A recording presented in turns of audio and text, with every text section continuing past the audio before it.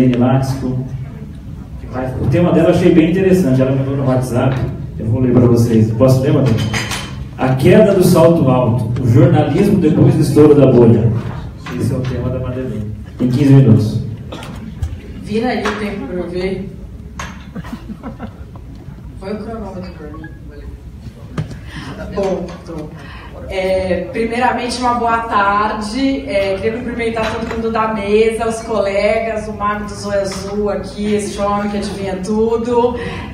Janaína, querida, Flávio Morgenstern, que é um amigo querido, que me faz abrir os olhos para várias coisas, porque Flávio e eu somos amigos, mas pensamos tudo diferente.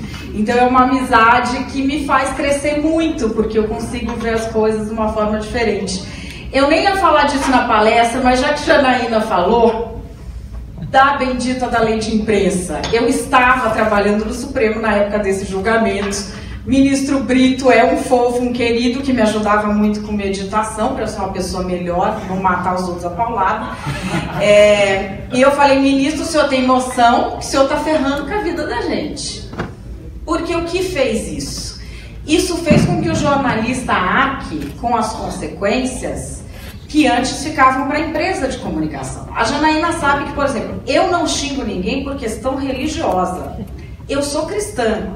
Eu não xingo, eu não julgo. Ponto. É um direito meu, esse é um país laico.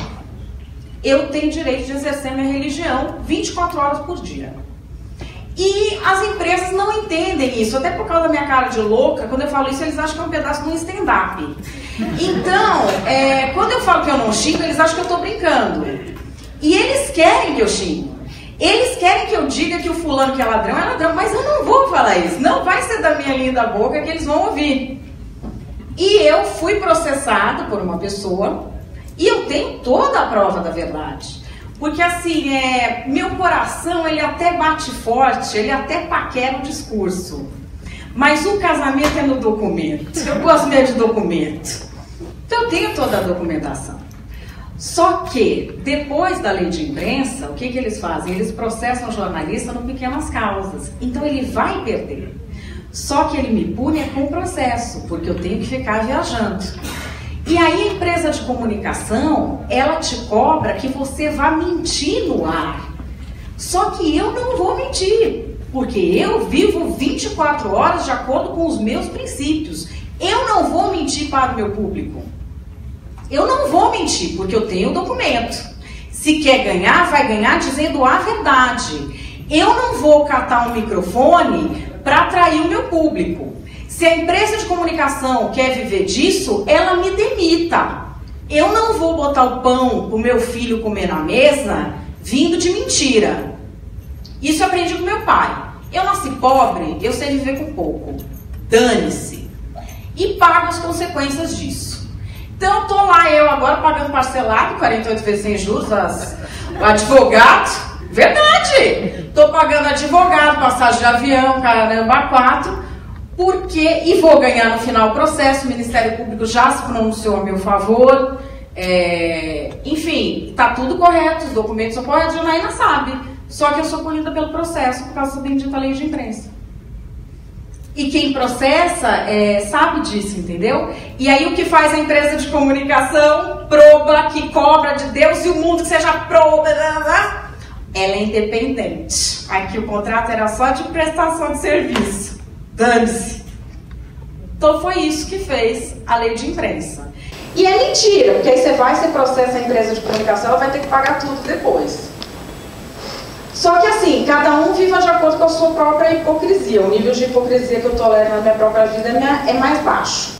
Então, dito isso, vamos ao estouro da bolha. O preço da liberdade é a eterna vigilância. A gente tem um histórico do jornalismo no Brasil em que começou com pessoas que eram pessoas comuns da sociedade. Começava o pessoal muito cedo. Nelson Rodrigues era jornalista com 13 anos de idade.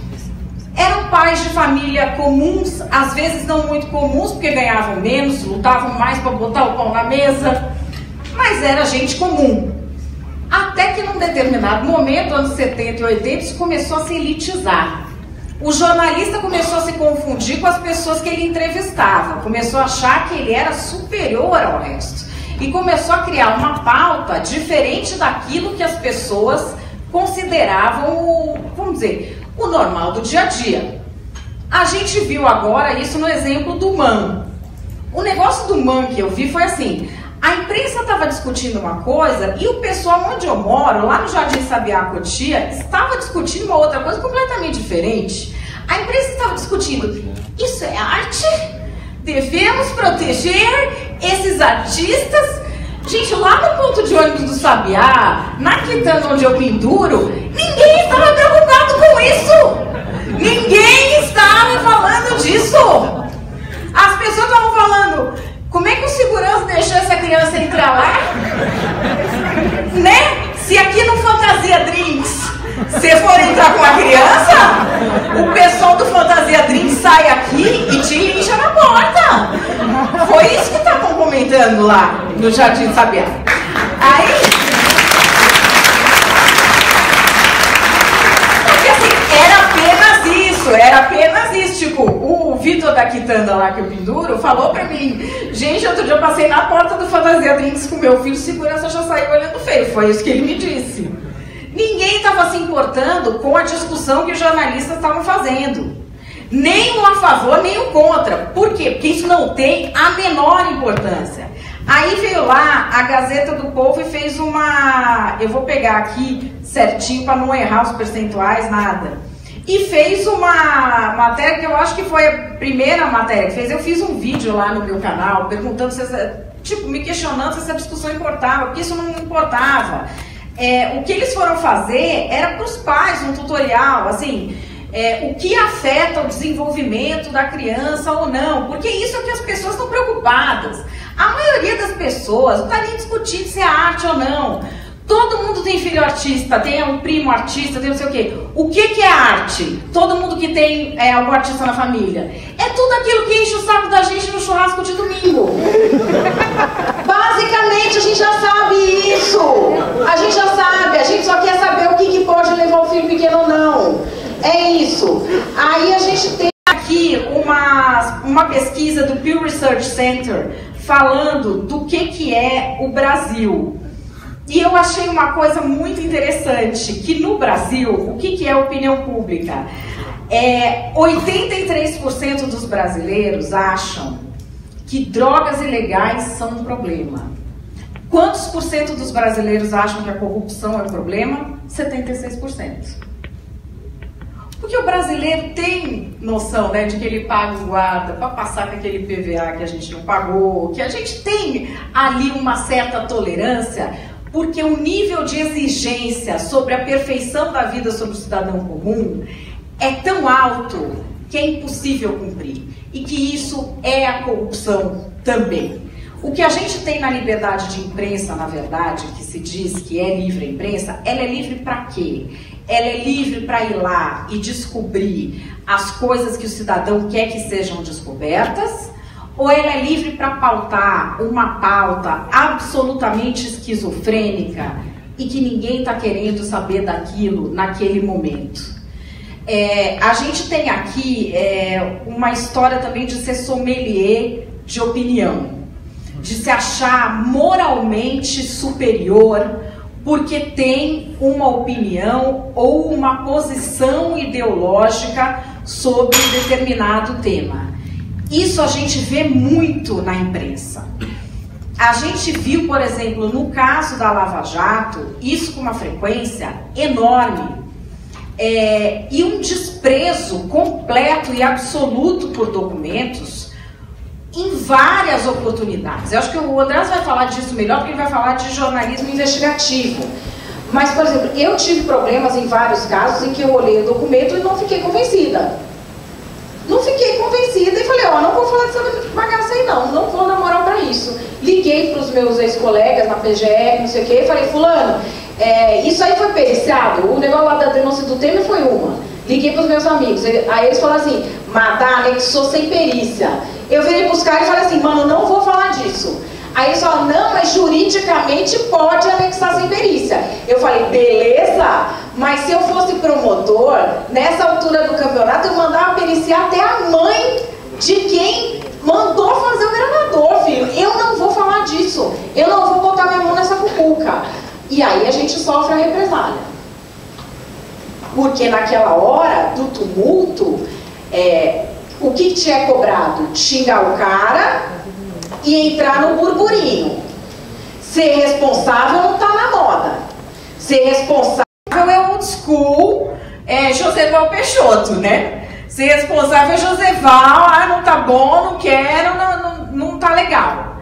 Mas assim, é o que eu acredito e eu vou fazer isso, e se não tá bom, também dane-se, porque eu vou fazer o que eu sei fazer. Que é isso, que eu sei fazer isso, eu não sei fazer do outro jeito. Se eu for tentar, não vai ficar legal. E assim, eu não acho que é ser moralmente superior você ter determinado tipo de opinião. As pessoas têm de ser corretas e ponto. E a gente tem visto ultimamente pessoas tentando colocar em oposição campos ideológicos como se eles significassem ser moralmente superior ao outro. Então a gente viu a esquerda fazer esse discurso durante muito tempo, e agora a gente tem visto, por exemplo, pessoas falando sobre meritocracia. Não, porque a meritocracia, aí você vai ver a pessoa é sustentada pelos pais, nunca pagou um boleto, nunca quitou um carnê. Tipo, ela pode falar sobre muitas coisas, mas ela não pode falar sobre meritocracia. Uma pessoa que é sustentada pelos pais, uma pessoa que não paga boleto. Aí você vê a pessoa falando, não, porque isso é esquerdismo, porque tem que ser a direita, porque não sei o quê. Ela está fazendo o mesmo discurso da esquerda, que a gente viu a esquerda fazer. Qual é a diferença? Ela acha o quê? Que tem que ser só a direita, então? Ela está fazendo o mesmo discurso do PT? Nós vamos ter o PT 2, então, agora? A gente tem PT 1, PT 2, nós vamos ter o Brasil quando? Não vai ter? Então, assim, eu acho que a diferença, na verdade, tem que ser entre as pessoas que estão dispostas a fazer coisas e as pessoas que vão ficar no Twitter enchendo o saco, editando regra para a vida dos outros. A gente tem muita gente disposta a fazer coisas. A gente tem muita gente corajosa. A gente tem muita gente disposta a viver como prega e a pagar o preço das coisas que faz e a rever posicionamentos e a saber conviver com quem pensa diferente. Essas pessoas são as que têm de ser valorizadas. Quando a gente chega em momento de crise, às vezes é muito tentador bater palma para maluco dançar. Ficar dando trela para gente que fala e que não sabe lavar um copo, que não sabe o caminho do cesto de roupa. Sabe tiozão do churrasco? Fica enchendo o saco o churrasco inteiro, não sabe pegar uma cerveja? Quantos desses tem por aí? É aquele cara que fala, eu vou consertar a janela, não precisa ficar lembrando a cada 6 meses. Assim, tem disso de monte. Nós já sabemos que não funciona. É aquela velha frase do Barão de Tararé. De onde a gente menos espera, dali é que não vai sair nada mesmo. Nós já sabemos, não vai sair. Existem pessoas com várias ideias diferentes para construir. E às vezes, por determinados arranjos do momento, não vai de uma forma, vai de outra. O que precisa é de pessoas que sejam acolhedoras para ouvir o outro, para ouvir a ideia do outro e de repente falar, putz, eu pensei errado aqui, deixa eu ouvir o do outro, eu vou fazer do jeito do outro. Opa, eu estava errada nisso. Lembra aquela história da a nova lei do estupro, que eu era super a favor? A Janaína me alertou que eu estava errada. Ela me alertou, ela trouxe números, eu falei, putz, eu estava errada, eu escrevi um artigo outro dia sobre isso. Eu estava errada. Estava profundamente errada, a Janaína me convenceu. E as pessoas precisam evoluir nisso. Qual é o problema de você saber, eu estava errada e evoluí nisso? Fui convencida. Por que precisa ficar nessa coisa, é todo mundo maternal 2 agora, quinta série C, o Brasil, agora vai ficar... isso é esquerdismo, isso eu não sei o quê. Dá para fazer isso quando? Quando a gente adolescente paga as contas. Passou dessa fase, a gente tem que ser adulto e juntar com quem faz as coisas. E aí, para terminar, eu queria, assim, deixar uma mensagem de que a gente tem que ter valores. As pessoas têm vergonha de falar nisso.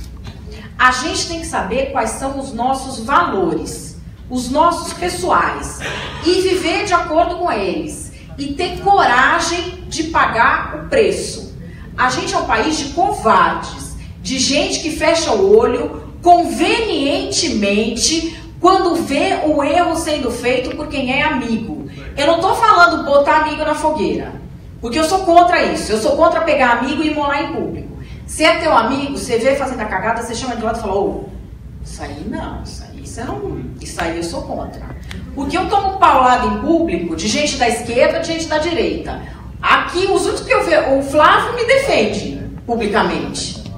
Mas eu vejo aqui a direita inteira deixar me chamar de puta, de vagabunda, de eu vou estuprar, de não sei o quê. Meu filho tá ali. Eu sou mãe de família. Galera aqui incensa a cara que me chama de puta. Eu não sou puta. Eu sou uma mãe de família. Não é porque eu tenho posições de defesa da polícia e digo que cara que escreve livrinho de desarmamento não é especialista em segurança pública que eu sou puta. E não vou ouvir me xingar de puta e levar pra casa porque o cara é de direita. Não vou ouvir desaforo e levar pra casa. Não vou.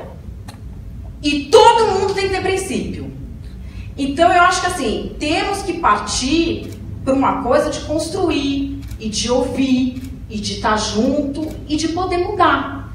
Eu acho que a gente está numa época de muito bélica, né? Eu acho que a gente está numa época que tem que ser acolhedora. Eu acho que a liberdade de imprensa passa por isso agora.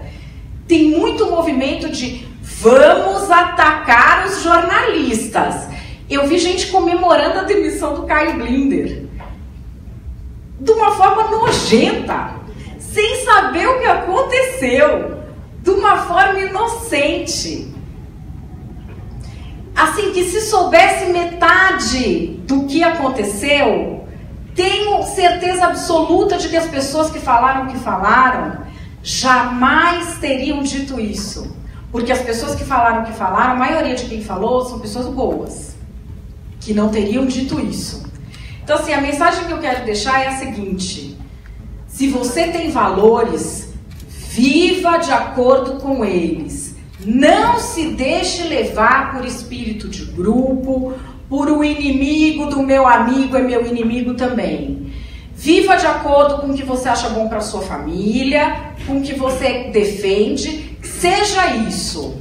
E deixa falar, deixa atacar, não importa. Viva de acordo com seus valores, porque a gente só é livre quando a gente consegue conviver com todo mundo sendo livre também. Então é isso. Muito obrigada.